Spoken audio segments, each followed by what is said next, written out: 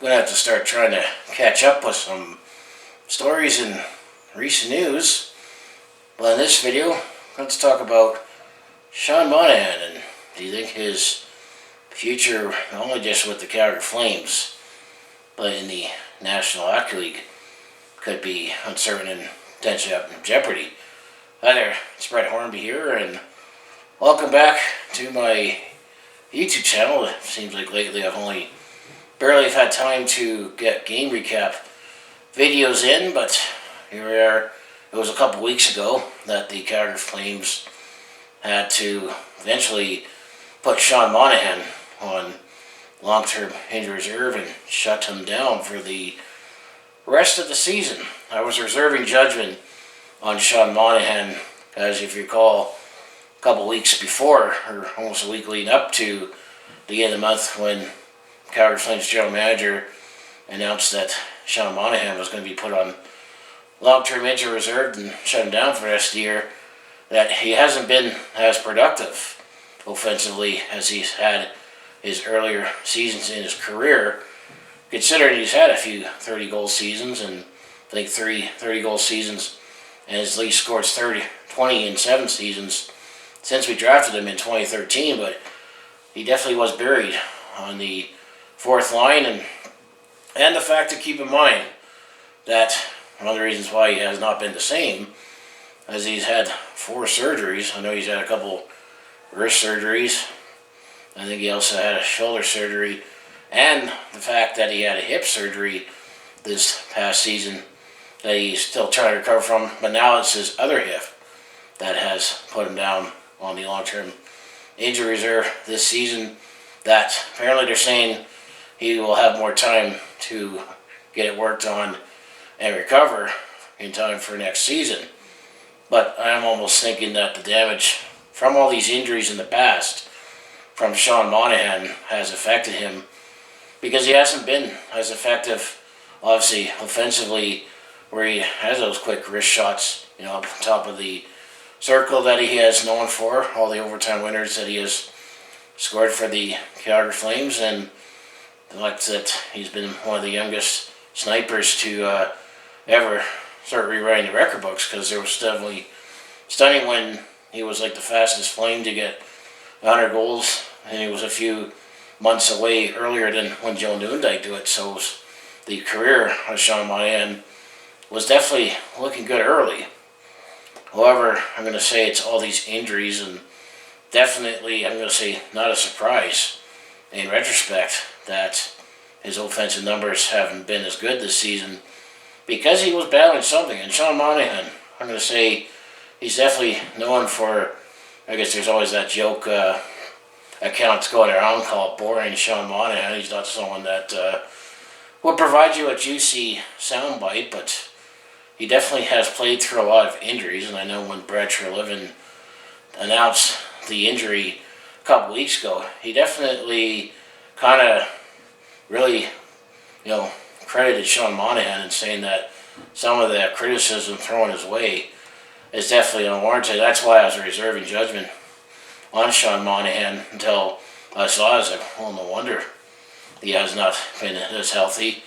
But the question is what's his career going to be like after the season and his future in the NHL? Because he still does have one more year left on his contract, where his cap hit is $6.375 million. And he has a modified no movement clause that started last season. In the last 3 years is that 7-year contract that he signed after his entry-level deal. Could that complicate things if the Calgary Flames were able to want to trade him, because it's definitely a hefty price tag for a player that this past season, he's played in 65 games with the Calgary Flames before he was scratched for a couple and then was shut down. He's only scored 8 goals, 15 assists for 23 points in 24 penalty minutes. Well, keep in mind that his best season was the 2018-19 season, when the Calgary Flames had that best regular season in a generation, where he scored 34 goals, 48 assists for 82 points, and he was +7 for 12 penalty minutes. Although that playoff, the Flames had a brief cameo, he only scored 1 goal, 1 assist for 2 points in 5 playoff games. As I look at his numbers here, yeah, he has 3 seasons that he had scored 30 goals. In 14-15, he had 31 goals. And then in 17-18, he had 31. And then 18-19, he had 34 goals. And then he had 22 in his rookie season in 13-14 in 75 games. So he definitely has proven to have scored 20 goals, but I think his production definitely has started going downhill, especially after this past season. I mean, he had the pandemic season where we only got to play 70 games. Still respectable numbers of 22 goals, 26 assists for 40 points.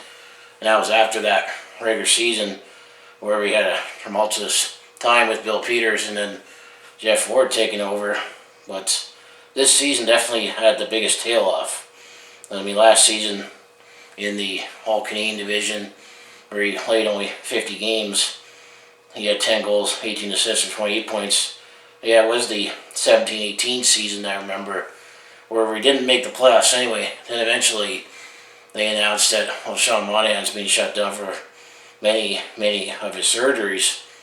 But now that he has one more year left on his contract at $6.3 million, there's some possibility that some were thinking that the Calgary Flames may consider buying him out. If they do, I mean, the 6 and change that he's owed from this last season, buying him out will be 2/3 spread over 2 years.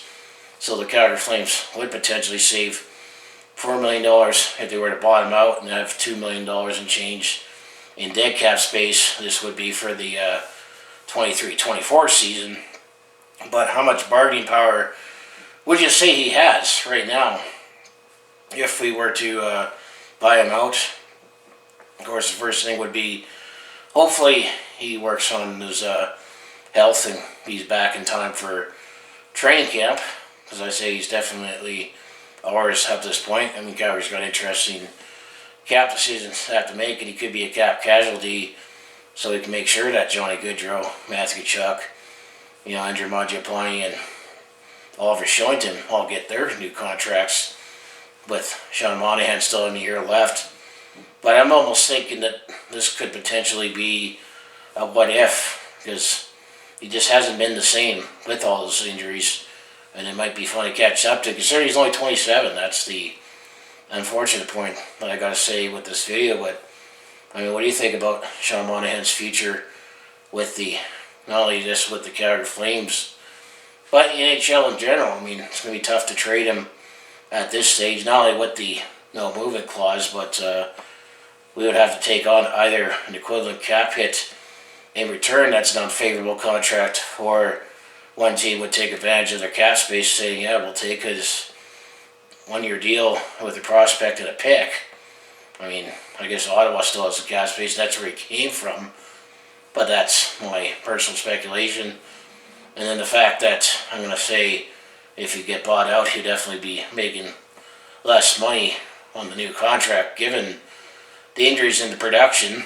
But I'm going to say he's not a reclamation project, because I think he's proven what he can do in the National Hockey League. It's just managing to work through these injuries. And the other possibility could be is depending on how severe the other hip injury is and how he looked in camp, or how injured he still is, there's still that possibility that we could be like a Tampa Bay or Vegas and put him on LTIR to get cap relief right away as well.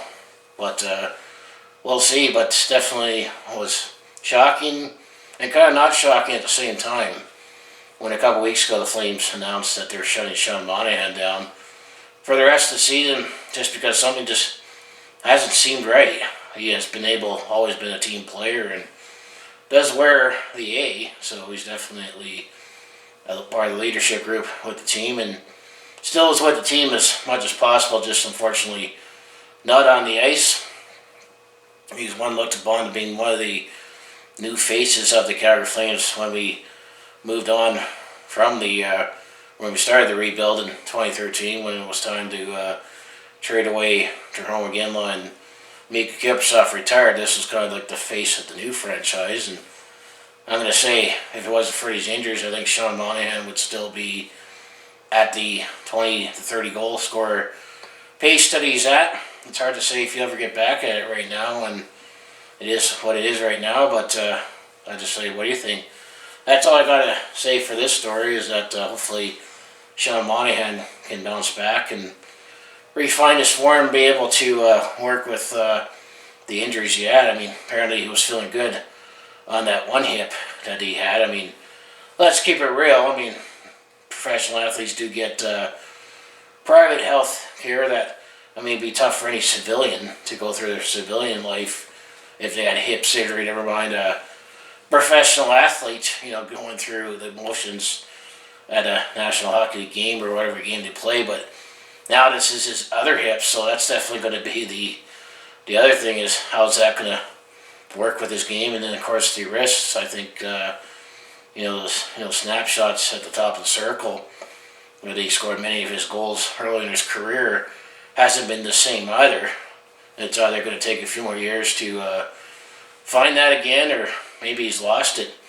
It's kind of like the same thing we hear with high ankle sprains in hockey, where the player doesn't have a broken sprain, but it's a pain that just lingers for years that might never be the same. Or the other analogy you can come up with is someone who's had that concussion and gets that second concussion, and it keeps getting easier to get that next concussion while taking longer to recover from it.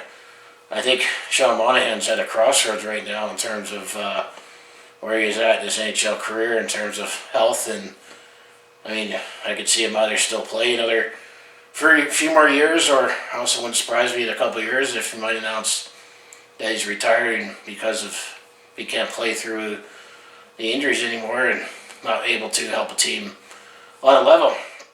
So I'll just close out and say, if you want to follow along with this Calgary sports fans journey, home the Flames have been Roughnecks and Stampeders. I mostly do talk Calgary sports on my channel, where we recap games and stories, but I also do have a variety of non-sports content when I have time, which I haven't had time to make new content, like personal vlogs.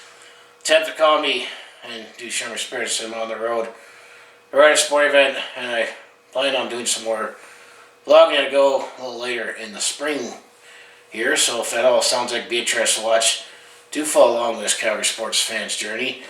You know you do, just make sure you hit like, subscribe. I also have my other social links down in the description below, and of course I have my second channel in Brett Hornby Shorts, where I exclusively put my short form content on that channel. So I appreciate that. Subscribe both here on my main channel as well as my second channel. Of course, if you're subscribed, you'll be notified of any new content that I post on either this channel or my second channel. But I am still thinking about getting started soon on my next video series, where I'll take a look and recap the 2004 Calgary Flames Stanley Cup playoff run, where I made that remarkable run to the Stanley Cup final, and share some relics from that and give my feelings about each game, how I felt leading up to eventually the end, and the legacy of it. So that's still what I plan to do, and might be fitting that I could start that just in time for the 2022 Calgary Flames, as the Calgary Flames in this season will be going to the Stanley Cup playoffs. Sadly, not with Sean Monahan on the ice, but hopefully he can still be a cheerleader off the ice for the locker room and still be a presence in the meantime. And I'll just hopefully Sean Monahan can recover and still see a scenario where he is still a Calgary Flame. But I'm going to think that could potentially be up in the air in terms of having to make a business decision if we can either trade away or potentially buy him out, just to keep other players that we need right now that hasn't had, unfortunately, the injury bug.